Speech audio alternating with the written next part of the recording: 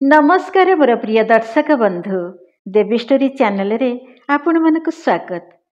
बसंत पंचमी दिन कहीं माता सरस्वती पूजा करा जाए।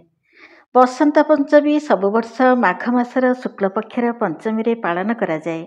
एही दिन शिक्षा साहित्य एवं कला क्षेत्र थिबा लोक माने माता सरस्वती पूजा करती, कारण माता सरस्वती को बुद्धि विद्या ज्ञान आ कलार देवी बोली कहा जाए। माता सरस्वती को बाग्देवी भगवती शारदा वीणावादिनी जेपरी अनेक नाम रे पूजा करा जाए।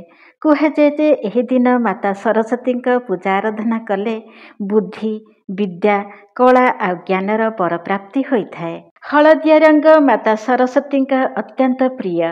एही कारणरू माता सरस्वती पूजा दिन हलदिया वस्त्र धारण करी हलदिया व्यंजनर भोग दिया जाए। किंतु बसंत पंचमी दिन कहीं माता सरस्वती पूजा करा जाए, चलतु जानिबा यह पछरे रहिथिबा कहानी। धार्मिक मान्यता अनुसार बसंत पंचमी दिन माता सरस्वती अवतरण करथिले।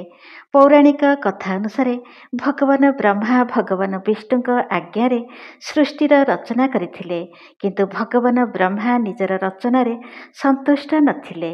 भगवान ब्रह्मा को लागुथिला सत्य जेपरी तांक रचना रे किछि ना किछि कम किंबा भूल रहिछि। सेही भूल को जानिया पाई भगवान ब्रह्मा सारा संसार भ्रमण करिया पाई बाहरी पड़ले। संसार भ्रमण करिबा बेले भगवान ब्रह्मा देखिले जे चारिआडे नीरवता थिला, सबु जीव माने मुक भଳି लागुथिले। से सबु देखिबा परे भगवान ब्रह्मा तांका सृष्टिर रचना रे थिबा भूल को जानि पारले। तापरे भगवान ब्रह्मा गोटे स्थान रे रही निजर कमंडलरू किछि जल बाहर करी भूमि उपरे पकाइले। सेही जलरू एक महान ज्योतिपुंजर जने नारी प्रकट हेले। सेही देवींकर गोटे हाथरे वीणा थिला, आउ अन्य हाथरे पुस्तक, तृतीय हाथरे माला, आ चतुर्थ हस्तरे बरमुद्रा। तांक चेहरारू अधिक तेज प्रकाशित हेउथिला। तापरे माता सरस्वती भगवान ब्रह्मा को प्रणाम कले। भगवान ब्रह्मा देवी सरस्वती का प्रणाम ग्रहण करी कहिले जे हे देवी, एही सारा संसारर सब जीव माने मुक भଳି रहुछंती, तांकर निज निज भितरे कथावार्ता नाही। यह सुनी देवी सरस्वती कहिले जे ब्रह्मदेव मो पई कोन आज्ञा कहंतु।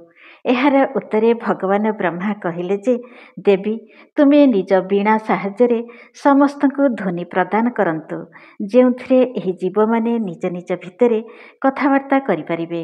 भगवान ब्रह्मांक आज्ञारे माता सरस्वती निज वीणा द्वारा मधुर नाद कले, जहा फଳରେ सारा संसारर जीवजंतुक बाणी प्राप्त हेला। सबु जीव माने कोलाहल करिवाकु लागिले, आ पवन रे सेही ध्वनि चारिआडे खेलीगला। सबु जीव माने निज निज भितरे कथावार्ता करिवाकु लागिले। सेथिपई सेही देवी को सरस्वती कुहागला। माता सरस्वती बाणी सहित विद्या ज्ञान आ कला प्रदान कले। सेही दिन माघ मासर शुक्ल पक्षर पंचमी तिथि थिला। सेही कारणरू बसंत पंचमी दिन घरे घरे माता सरस्वती पूजा करा जाउछि। एही दिन छोट पिलामानकु खड़ी छुआइबा किंबा पुस्तक छुआइबा मान्यता रहिछि। एही बसंत पंचमी दिन शीत ऋतुर समापन होइथाए, आ बसंत ऋतुर आगमन रे जमी रे फसल हसी उठिथाए एवं चारिआडे विभिन्न प्रकार फूल फुटी सारा जगत को सुगंधित करिथाए। यह थिला बसंत पंचमी दिन कहीं माता सरस्वती पूजा करा जाए ताहार कहानी। माता सरस्वती कहानी जदि आपन को भल लागिला ताहले मो चैनल को लाइक शेयर सब्सक्राइब करिबा भूलिबे नहीं। धन्यवाद।